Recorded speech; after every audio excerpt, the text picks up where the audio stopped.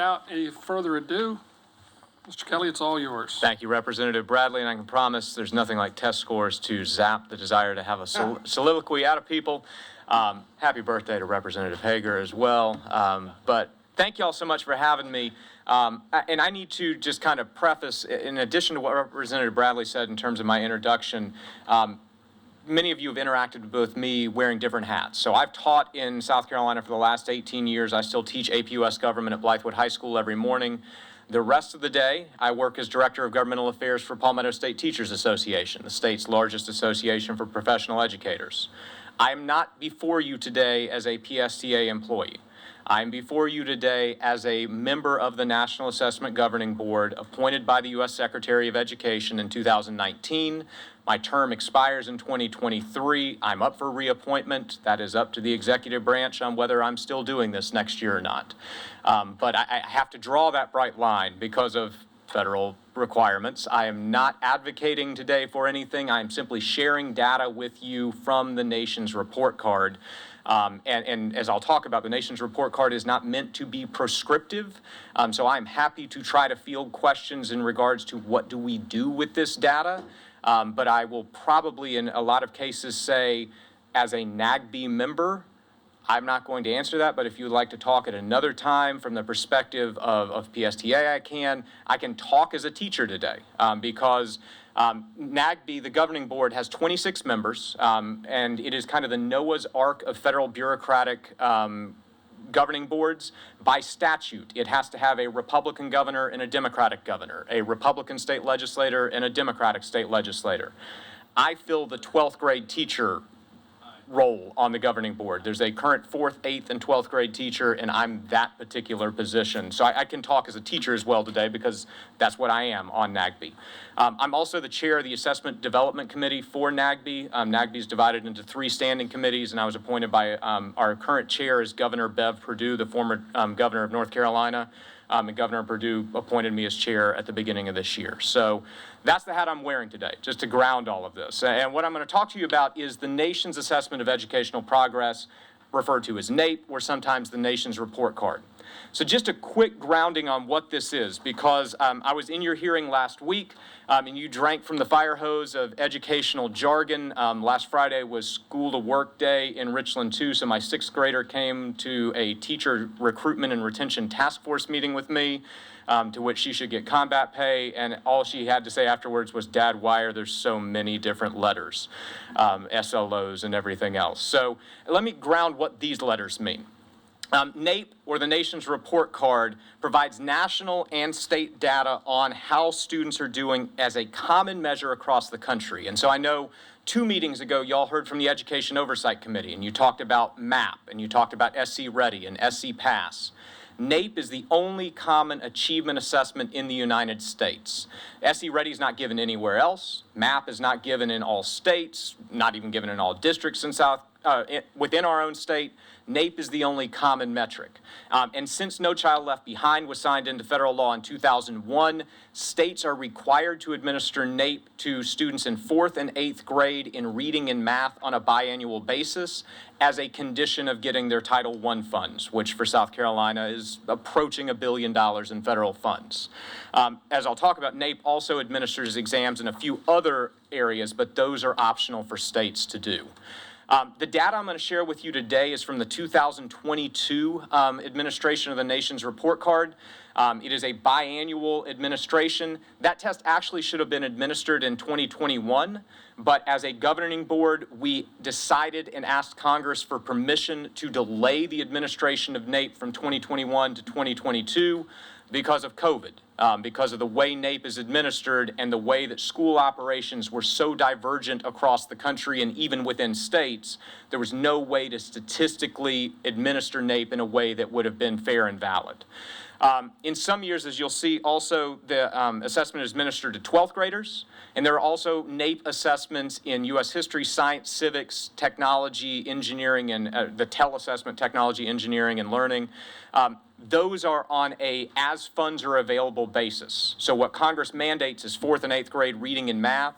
Everything else we have a schedule for that we will implement as long as Congress appropriates sufficient funds to meet that purpose.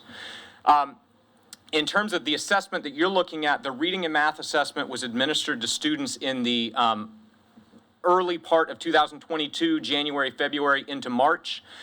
So this is, it's important to note, this was 3 months prior to the SC Ready administration that you got from the Education Oversight Committee.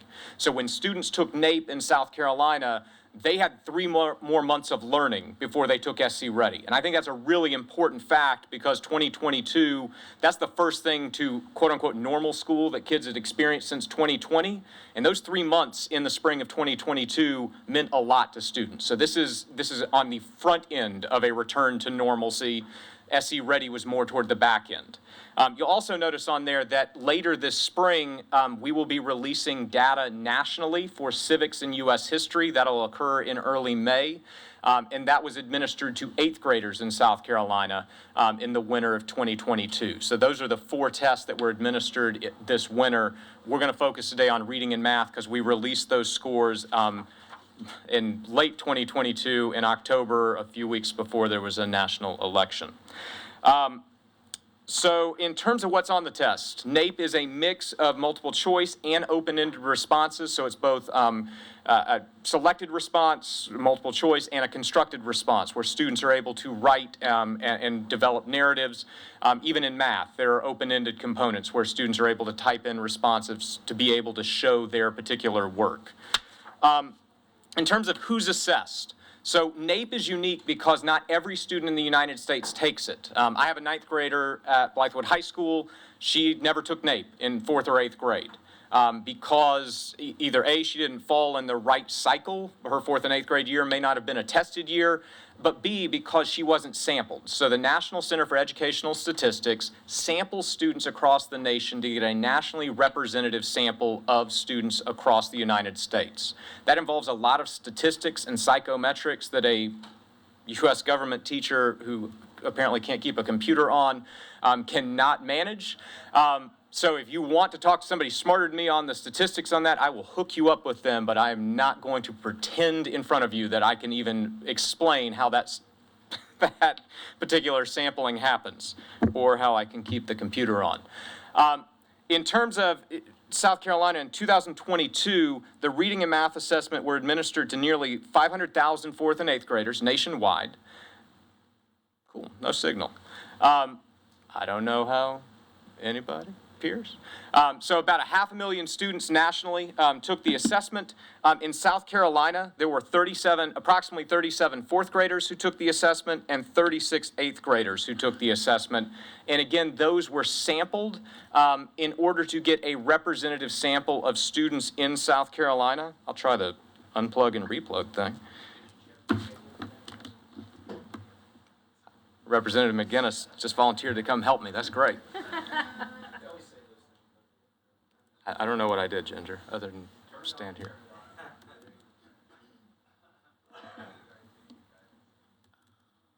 Okay, well, it's working here.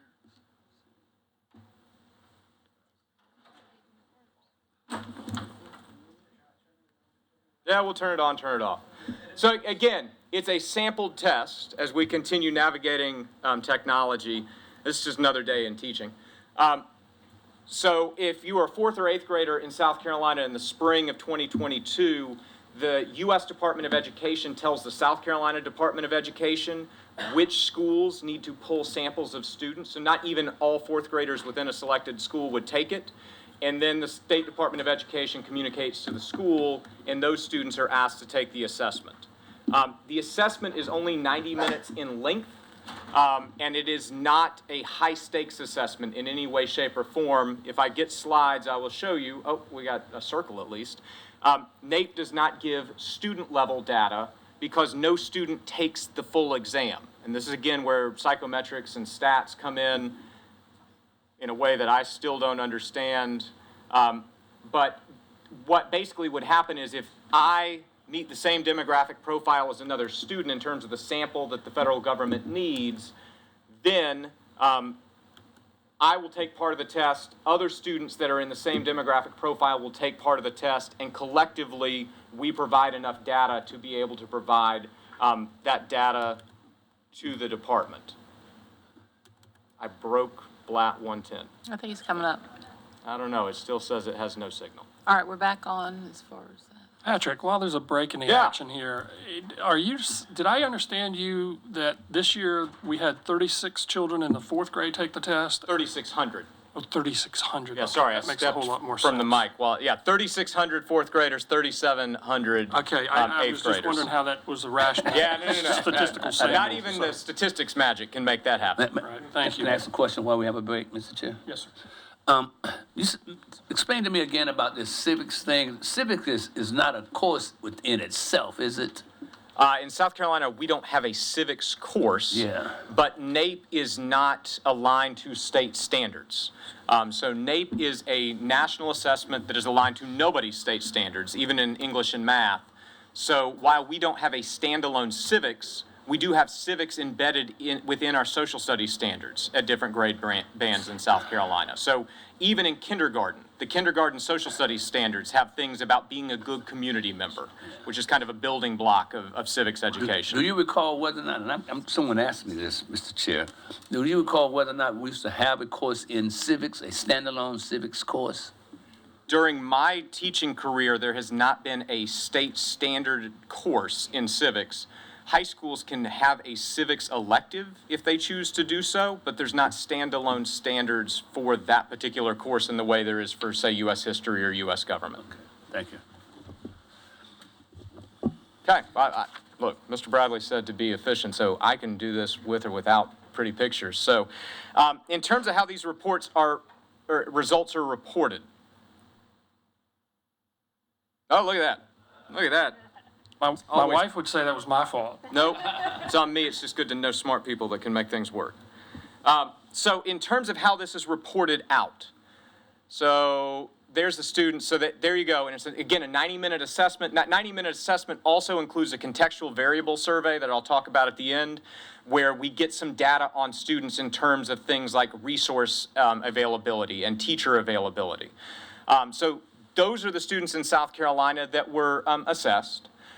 In terms of how the results are reported, NAEP results are reported on a state basis, on a nationwide basis, and for 4th and 8th grade reading and math, we can report it on a what's called a trial urban district basis, or we call them TUDAs because it just rolls off the tongue so much easier.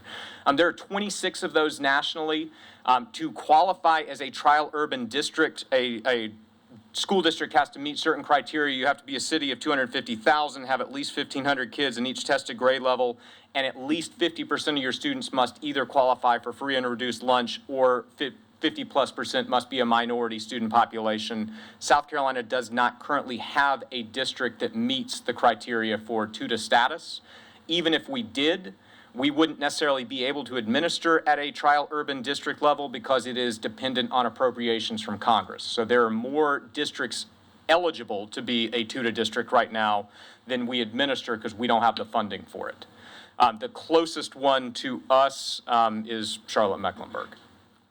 And again, it's reported at a state, national, and district level, but there is no school or individual student result. So if your kid gets pulled to take NAEP, they don't get a NAEP score because remember, they didn't take the entire assessment. They took a block of the assessment.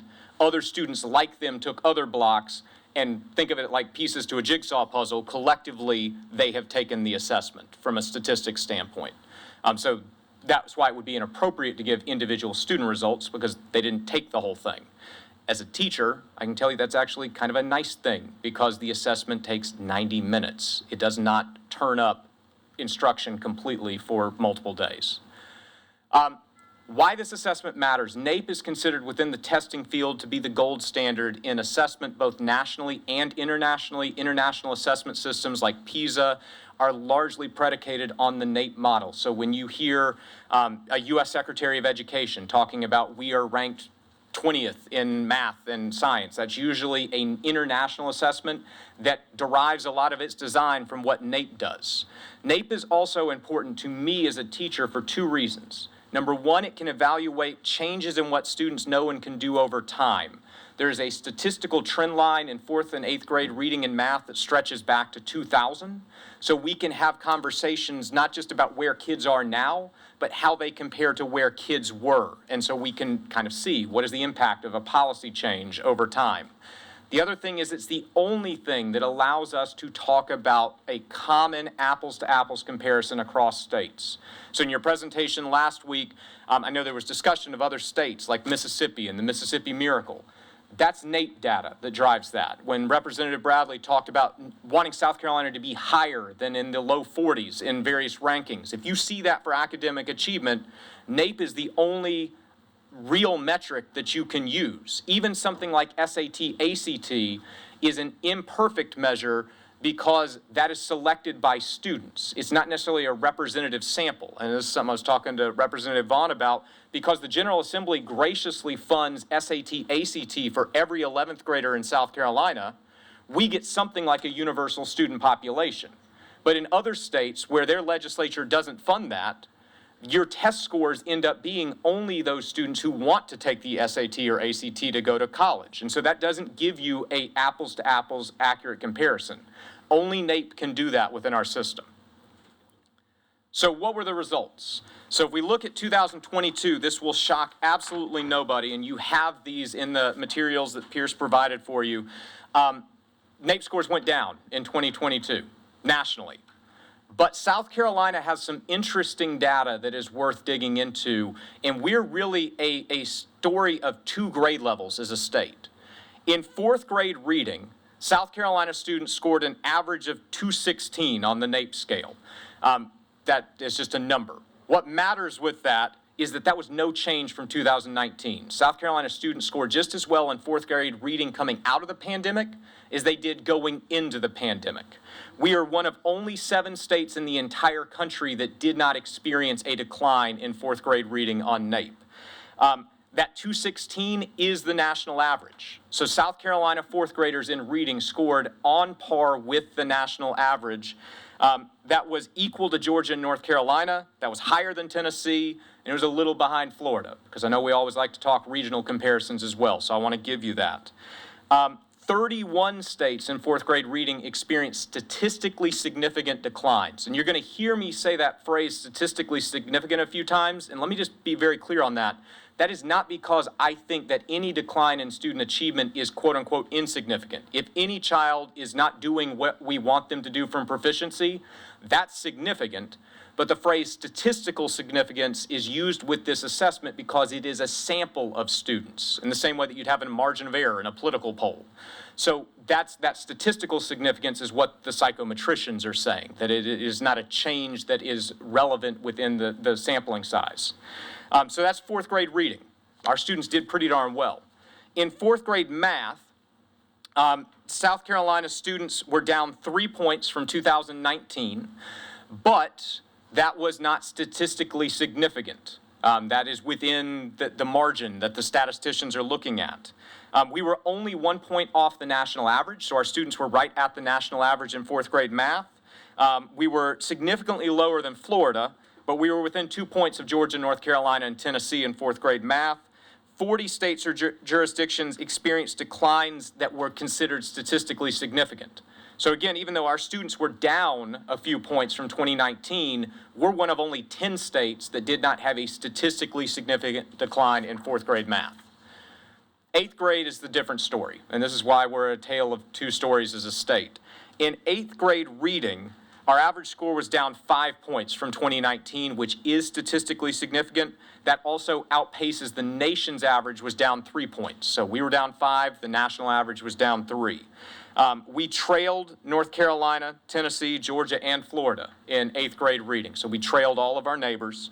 And the performance level in 8th grade reading that our students, and you can see this in the bar chart to the side, we were back to 1998 levels in terms of how our students performed on this assessment in 8th grade reading.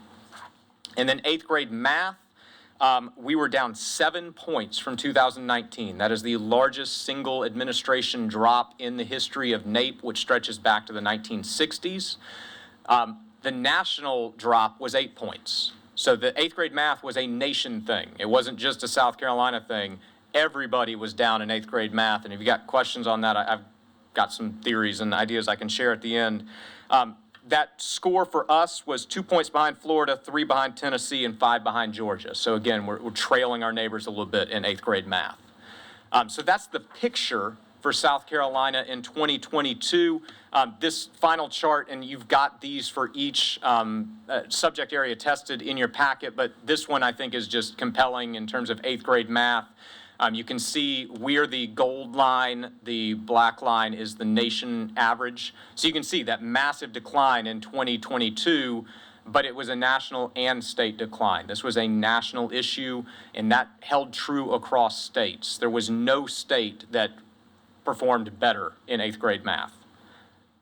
So any questions there, because that's a giant fire hose of data. So before I talk about the significance of this, just any questions that anyone may have?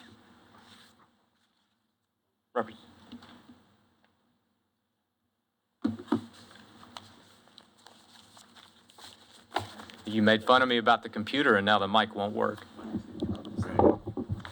Okay. Thank you, Representative Gill. Thank you, Patrick. That's a great explanation, and congratulations on doing that great work with NAEP. I have a couple questions, but how are students chosen to take the test, since not every kid takes it, is my first question. So the National Center for Educational Statistics is going to develop a profile of how many students they need in various demographic subgroups in a state in order to get a representative sample of the state, because they're reporting state level data. So they need to make sure that they have X% male, X% female. So from their database, they're going to be able to pull, we need these many. They're going to communicate that to the State Department of Education, and in conjunction, they will communicate to schools. These students will give us the sample that we need. Well, I suppose my question is, are we picking the best and the brightest to take No. it, or we're just picking a representation of the... Correct. There's academic achievement background is not one of the criteria that's looked at. Okay, and I know with some of the assessment tests that my kids take, the teachers, and I'm sure NAEP is not, I don't know if NAEP could be one of them, but is there any incentive for the kids to do well on the tests, or is it just... No, and what's unique about NAEP is there's not an incentive, but there's also not really a disincentive, because NAEP is a monitoring exam. It's not an accountability exam. So this doesn't go on anybody's state report card. This is to give us a really kind of diagnostic check of the entire educational system. So for students, what's unique about this is there's no high stakes to it. So if I'm a third grader taking SC Ready, there's some high stakes. I can be retained. If I'm a high school student taking Biology 1 end of course exam, there's high stakes. That's 20% of my final grade. If I'm a 7th grade teacher with SC Ready, there's high stakes because that goes on to my school state report card data. NAEP doesn't do that. And so for students, there's not an incentive per se, but there's also not the high stakes disincentive that often comes with standardized assessments. And then you factor in the fact that it's a 90-minute test, so this isn't some endurance test of 3 days of 4 hours of testing a day. It also sits in a unique space. I don't know if this is the appropriate time for this question, but what's going on in 4th grade that's not going on in 8th grade? Yeah, so it's a good question. I mean, there's a lot. So NAEP can give you the data. NAEP is designed to provide policymakers with data in order to try to evaluate what's happening. NAEP does not prescribe what works, what doesn't. But as an educator and as a parent, I'll give you a few things. First off, because my kids actually kind of fit this gap. I've got a 9th grader and a 6th grader.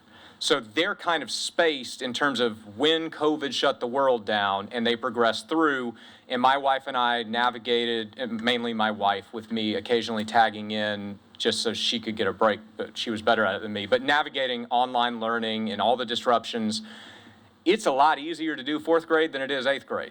Now, I don't want to teach 4th grade. I'm going to stay in high school because 4th graders you got to be special to work with those people. But especially in the math environment, it's a lot easier to help with 4th grade math than it is, say, with Algebra 1 in 8th grade, especially because, as many of you are probably aware, we kind of teach math a little differently than we used to. It's also what you see is our math scores drop more than reading. both nationally and in the state. And again, I think that's because math is something that requires more direct instruction. Not that reading doesn't and literacy doesn't, it obviously does, but I can read a book on my own in a way that I may not be able to solve an equation on my own. So I think that's a lot of what you're seeing. And again, we saw this fourth, eighth grade thing. We're unique, not in the sense that we're the only state with eighth grade decline. Eighth grade decline was across the board. What makes us unique is our fourth graders largely held their ground. And in terms of why did that happen in South Carolina, that's really an answer for you as policymakers, for Superintendent Weaver, for local superintendents. But I think it's notable that this state has put a lot of emphasis on early childhood literacy since the Read to Succeed Act. There's a lot of emphasis on that. There are more resources available there. Can I say that there's a causation there? No, that's inappropriate, but is there a correlation? Potentially, and that's the kind of things that you guys get to make the decisions on. Yeah? Mr. Kelly, Yes, sir. one of the things I've noticed is that the decline in the eighth graders goes back to the early 2000s. Fourth graders have a moderate slide upwards, but my question is this. Are the tests being changed each time they're administered? Is it, how often do they switch the questions, if you will? That's a great question. So the way NAEP works is because NAEP is not tied to any state's standards. We have a framework for every subject area that's assessed, in reading and math and civics and history. Those are updated right now on an every 10-year basis is kind of our cue point.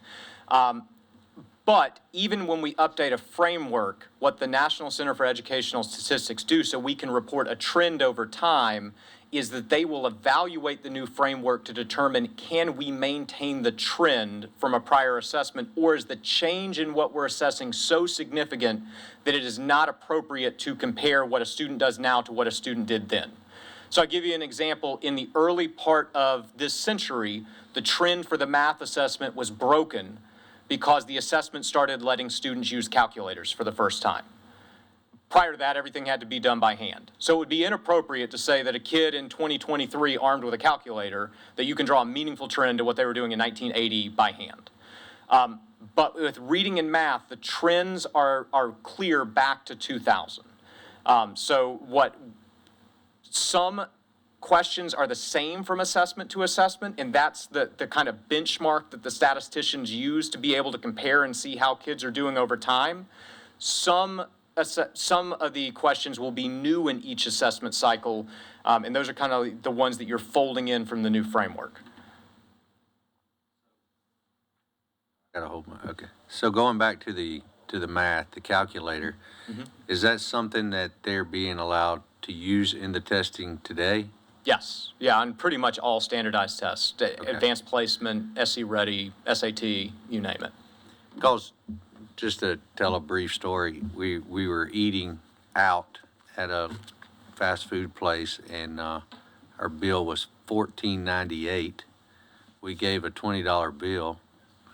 The calculator broke, and they could not figure out the change.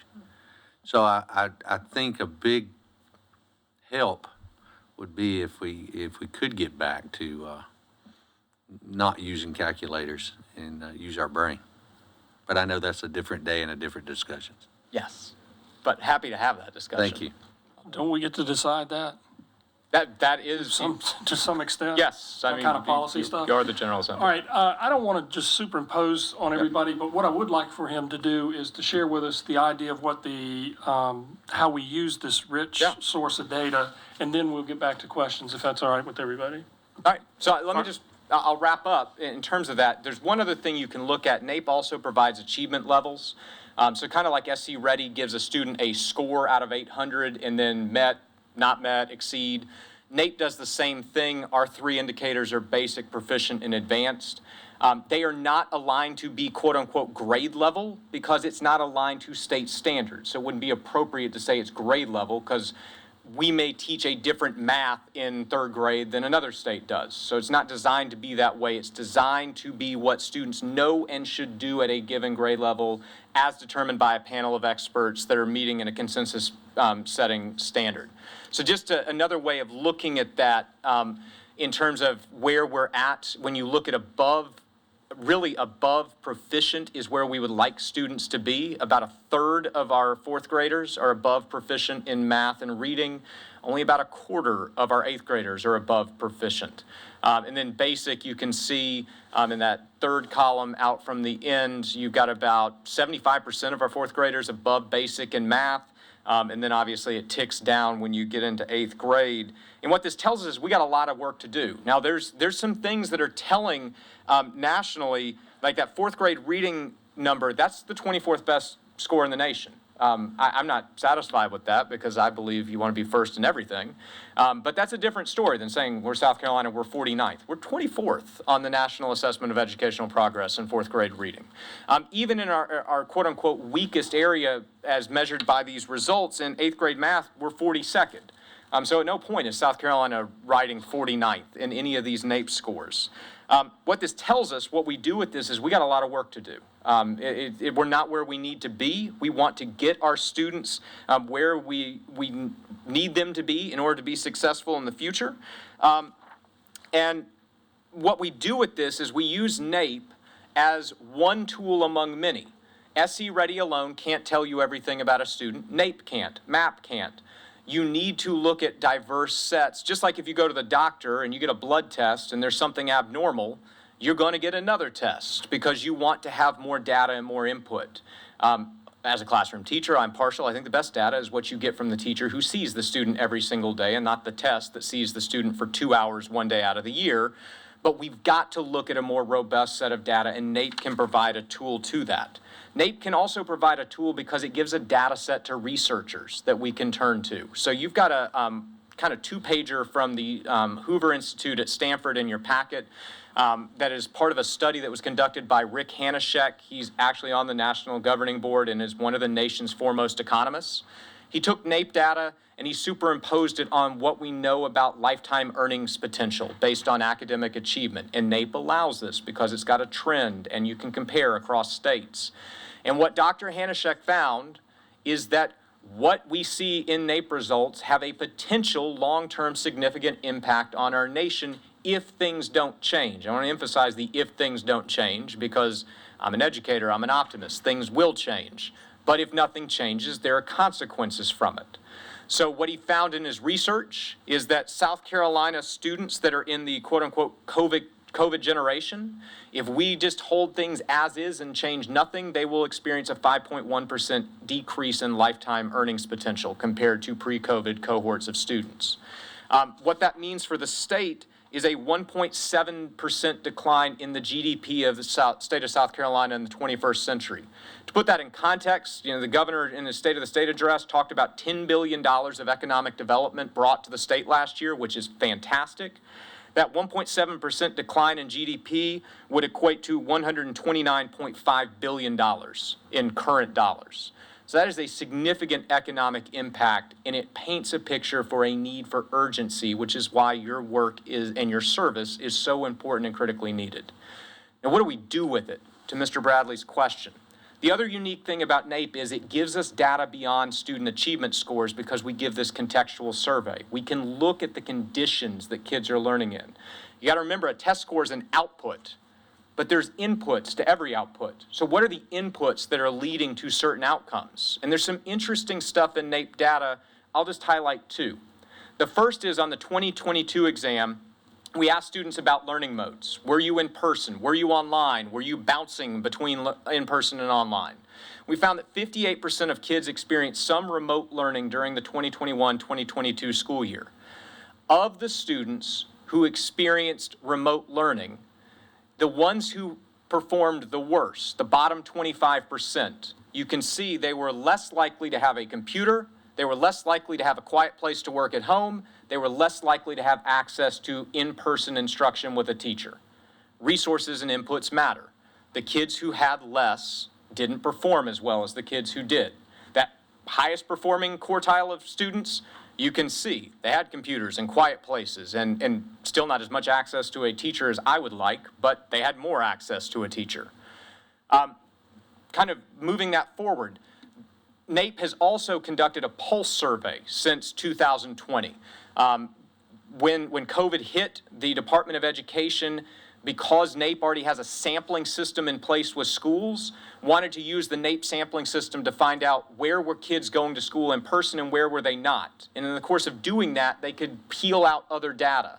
So some really interesting data from that pulse survey is at the start of this school year, you can see that 53% of public schools in this country could not fill all their staffing needs. And then if you dig that down further in regions, going back to January 2022, and we can look at the South, nearly 2/3 of our schools had to use their non-teaching staff for other purposes because they couldn't fill vacancies. That's what that first row, even though cut off, is telling you, the increased need to use non-teaching staff outside their job duties. What that means is that counselors were not counseling, psychologists were not counseling. Your media specialist wasn't in the library. They were having to get pulled because you had job vacancies.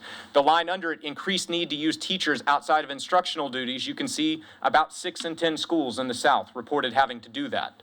That means that your teacher is being stretched thin. That is potentially leading to burnout. That means they may be covering a class that's not even in their subject area, and that has an academic impact on students. And then you can layer data like NAEP onto data like what we have in South Carolina, because we're one of the few states that has an educator supply and demand report every year that the Center for Educator Recruitment, Retention, and Advancement puts out. We had nearly 1,500 teaching vacancies in this state at the start of the school year. That's a 39% increase over last year, which was an increase over the year before, over the year before, over the year before, and we can keep on going. And that's teaching, but that's true of counselors. The national recommended average of counselors to students is 250 to 1. We're sitting about 350 to 1. We have one school psychologist per 30 square miles in this state. We have entire districts that don't have a single school psychologist. So what NAEP gives us is the ability to look at context and inputs as we're evaluating what's happening with an output. And as policymakers, that's something I encourage you to do, is not get so, it's easy to get into the weeds of the test scores and go, oh, the scores. The scores are important. I'm not going to gaslight and say it's not important if students aren't achieving what we want them to. That matters to their future and to the future of our state. But we're being disingenuous if we don't acknowledge that there are inputs that are impacting that. And NAEP can help peel back those layers. So that's what I had in terms of preparation, but I'd be happy to answer any additional questions anyone may have. Thank you very much. I am impressed with your capacity to deliver that much information. Thank you for that. Does anybody have any questions off the top of their head at this point? Oh, come on. Nobody? Yes, sir. Thank you, Chairman. It's, Patrick, you know we have a lot of massive vacancies in this state and not enough people to fill them. And we're having to look at alternate areas and ways to fill those vacancies. You see any avenue to help us fix that problem? Because we're not producing them out of college to help us as much. Because I know we've had job fairs in Union. They have them all over. And we can't get the people. Yeah. A headline that just grabbed me in the Post and Courier in December was Charleston County Schools was going to have a job fair, and they canceled it because nobody signed up. That's one of the biggest districts in the state. As a NAGB member, I can't prescribe how do you do that, but what I can encourage you is that this General Assembly, in your budget last year, created a Teacher Retention, Recruitment, and Advancement Task Force. Representative McGinnis is on that task force. I'm on that task force. It is working right now to answer that exact question and to bring a report before the General Assembly in May. I'm optimistic that there will be some answers. There's some common sense things that can be done, and when I'm not wearing NAGB hat, I am happy to dig in on those, or if bills come before a committee that I can talk to, I'd be happy to do that as well. Yes, sir. Question for you, Patrick. I don't know if this will which hat you need to wear to answer this question. But something that struck me in the teacher retainment recruitment task forces that we're on and and just my own experience during the pandemic, and I'm sure a lot of you all saw too, we know, to quote Senator Hembry, virtual learning didn't work well. And we also know that in South Carolina, particularly those of us along the coast, there come times when the kids could be out of school for 2, 3, up to a month, and that happens not every year, but almost. Has there been any discussion anywhere about improving online learning? It's so new, and I think we just kind of assume, oh, it works perfectly. It's the kids that can't respond to it. But to me, it seems like we ought to put some eggs in the basket of, we've complained about how poor it performed during COVID, but because we're going to have to use it again at some point in this state. Hopefully not this year, hopefully not for a few years, but we will be back to it.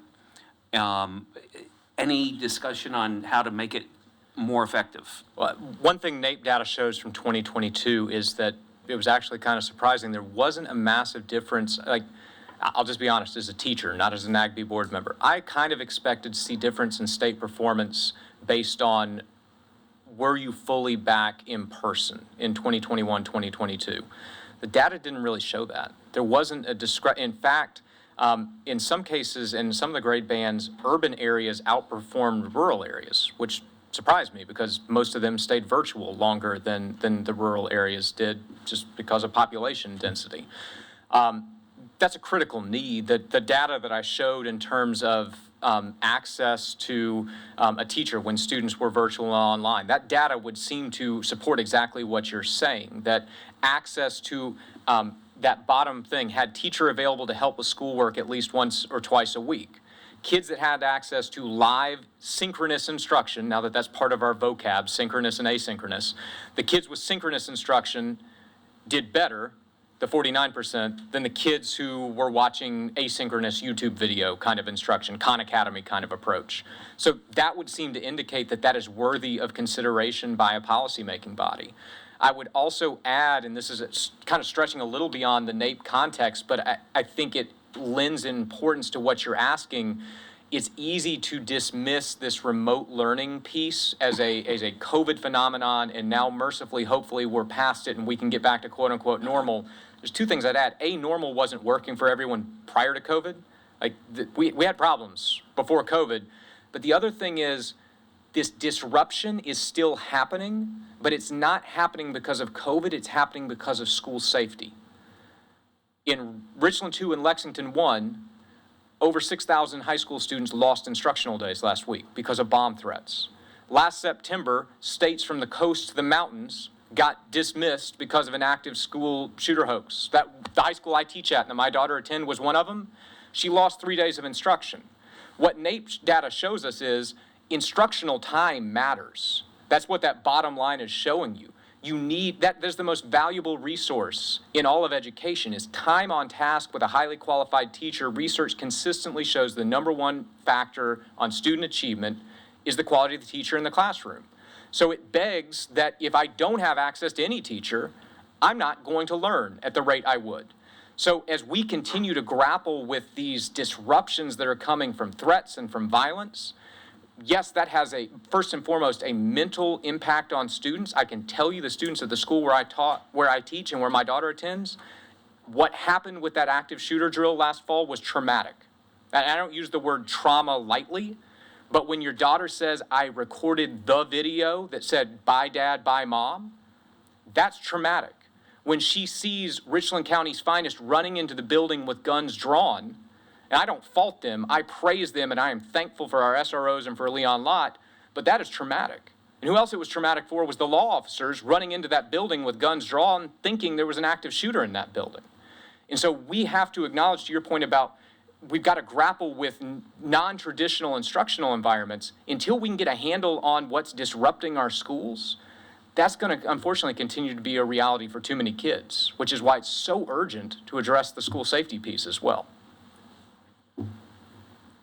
If I could, Mr. Kelly, would you just put on whatever hat you need to put on. I think it's probably fair to say you have a better grasp on this than any one of us sitting up here. And would you grace us with just a handful of ideas that are, in your view, that might be helpful to us as policymakers, and then maybe some that aren't working? Just kind of hit them pretty quick. You didn't want me to go on a soliloquy, because you're just an answer to a winding me question. up.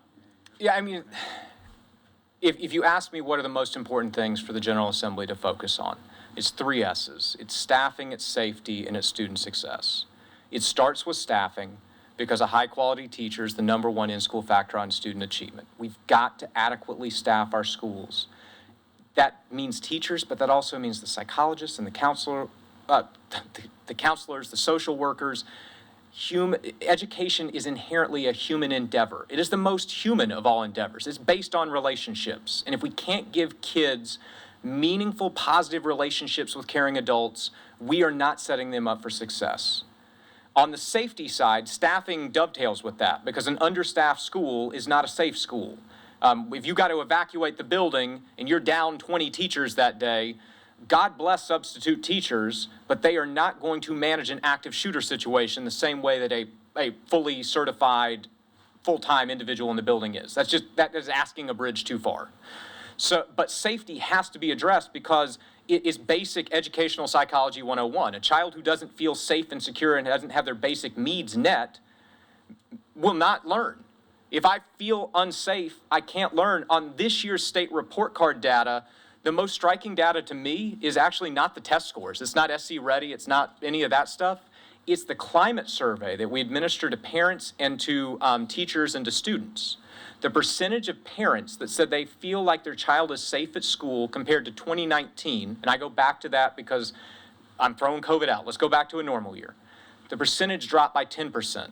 The percentage of teachers that said they feel safe dropped by 20%, from 95 to 75. You can't focus on your job if you don't feel safe, and you probably won't stick in your job real long if you don't feel safe either. And then for student success, it comes down to resources. Resources matter. Do you have a high-quality curriculum? Do you have time on task in the classroom? Are you able to focus on your instruction? Are there things that are taking time out of the school day that have nothing to do with reading and math and social studies and science? We got to knock those barriers down so our kids can have time. That's the most valuable thing we can give them. A lot of people talk about these test scores as learning loss. I hate that term, because learning loss presupposes that a child lost something during COVID. We have no proof of that, because our tests are grade level banded. Even NAEP tests a cohort of children. We don't test the same kids every year. So I cannot tell you that a child in 2022 did worse on NAEP than they did in 2019. That would be learning loss. SC Ready can't do that, because SC Ready is aligned to grade level standards. So just because I didn't do well on 6th grade SC Ready doesn't mean I couldn't have still done well on 5th grade. It's a different test. So we don't have learning loss. What we have is significant learning disruptions, and we have significant inequities in access to high-quality teachers and high-quality curriculum and high-quality materials. If we can get those tools in the hands of our educators, the students of this state are incredible. Come to my classroom one morning. You will be blown away by what they can do when they are given the resources and the time and the support. That's what we've got to do as a state. I want every kid in this state to have the same opportunity that my students have every morning, that my daughters have every morning. If we do that, our state motto is, while I breathe, I hope. I refuse to believe that that's some sort of like destiny that we can't change, but we're going to have to give the resources in order to make that happen. If I may, we're spending 50% of our general fund on education. Is there something fundamental that ought to be changed on what we spend that on? I mean, I know the majority of that expenditure is on teachers. It's on salaries. Salaries. Yeah. So I hope in my soliloquy, I didn't say a whole lot about budget, because money is a resource, certainly, but time is the most valuable resource. Human interaction is a resource. Like, there's more than just money. But to your point, South Carolina, when you look at our spending as a measure of effort compared to our tax base, we do pretty well compared to the rest of the country. We don't do as well on equitable distribution of that spending, but those studies all predate last year's change to the funding formula, so I can't really speak to what does it look like under the new state aid to classroom program. But we need to make sure the money is getting to where we know it can be leveraged the greatest. What research shows is a high-quality teacher is the most impactful thing. If we can't get teachers into the classroom, it begs the question why. If we can't get counselors, it begs the question why. Is money the only part of it? No, but go ask any private employer why they can't find people right now. It's salary. Like that's what our society values. So part of it is, are we getting that money to the classroom? That's something that, putting on PSTA hat, because we've diverged well beyond NAEP at this point, we supported in the state aid to classroom line the fact that General Assembly has such a focus and priority on transparency. And there's going to be a dashboard of where's the money going. That's important to look at, because while we have finite resources financially, the most finite resource we actually have is time with these kids. I worry about the high school kids that were 8th graders. We're on the clock with them. They're graduating in 3.5 years. So we've got to figure out where can we get the biggest return on investment. And there are good practices in this state that can be replicated. Having access to 2 teachers in a classroom at an elementary level. Having extended learning opportunities. I'm seeing that right now. My district's using ESSER dollars to extend the learning day. And my 6th graders taking advantage of some of the math extended learning opportunities in the afternoon. She came out and she's like, Dad, that was fun. It's kind of cool to see your daughter think math is fun again, because she has time to breathe and her teacher has time to breathe, because it's not, here's the pacing guide, we got to be here for SC ready. They're taking time to explore and to do the things that make learning a fun activity. So to your point, yeah, we spend a lot of money, but I don't know that we always spend it in the most efficient ways. And I think that you as a General Assembly have created some unique tools in the new state aid to classroom line with that new dashboard when it comes online from Revenue and Fiscal Affairs to help you answer those questions better. And I'm excited to see what comes out of that. Representative Alexander. Yeah, thank you very much. And along those same lines, and you kind of mentioned on it when it came to teachers and having quality teachers in the classroom. What is it about that relationship where little Johnny can come to your room and do well, little Johnny come to my room and fall apart? Help us to understand why little Johnny's all right here and not all right here. Is that a teacher thing, or is that a little Johnny thing? Because I think that's important. Well, I mean, if I had the perfect answer to that, Representative Alexander, I would be sitting on a beach somewhere on a tropical island getting sunburned because I have no skin pigment. But that's the magic question of education, is how do you replicate what's working in one place for every child in every setting? I think part of this is why it's important to give teachers time. Some of the best professional development I've had in my career is being able to talk to other teachers that have my students and figuring out what works in their classroom so I can replicate it in mine. And so last year, the General Assembly ensured that elementary teachers in the state will have 30 minutes of unencumbered time every day. That's about more than just basic working conditions and making sure they can go to the bathroom, which is important. It also is going to give them the time to have that unstructured ability to collaborate and talk about what's going on with little Johnny and what works in a particular classroom. And I think that professional educators can have those conversations and can find, and not every setting is going to be a perfect fit for every child, but if we have time and space to have the conversations, we're more likely to find the right answer. Anybody else? Can I make a quick statement, Mr. Chairman? One of the things Brief, too. please. Thank you. One of the things that, Patrick, that affected the rural part of South Carolina when we were virtual, internet access. We got our schools and we bought hotspots to go home with students, but they didn't have a tower close enough to connect to from their home with the hotspot. And that hurt a lot of our children. That's my statement, Mr. Chairman. Thank you. But Mr. Chairman, let me jump Sure. on that one, and it won't be long. You'll be brief too? Yes, sir. We must admit, to prior to COVID, we wasn't doing that well. Yes, sir, that's why I was saying normal wasn't Yeah, normal sufficient. wasn't good. It was just normal. So I don't want us to think that Abnormal exposed some things that we abnormal made. exposure. Okay, yeah. I don't want us to think that because COVID came and we saw the downside of our education, our learning system. It was there before COVID. It exacerbated when COVID came about. I don't want us to be clear about that. It wasn't good in 19 either and before, but it just showed us it gotten worse, since COVID came around. Thank you. Well, before we wrap up, I'm going to make a little statement now, and I'll be brief. I think it's up to us to work to come together and try and create opportunities for people like Mr. Kelly to do what they do and do it well. So please keep your eyes and ears open, and let's have a robust dialogue on what can be done and bring ideas back to the table, and let's see what we can come up with policy that will drive us forward if we could do that. Great job. Thank you very much. Greatly appreciate your time. Thank you. And the only thing I'd leave you on, ask a teacher as you're having those conversations. Of all the data I gave you, the most important data is what that classroom teacher that worked with the student can tell you about the individual student. They're the professionals. They can help guide you. And with that, the last word. Thank you, Mr. Thank Kelly. you. Appreciate everybody being here.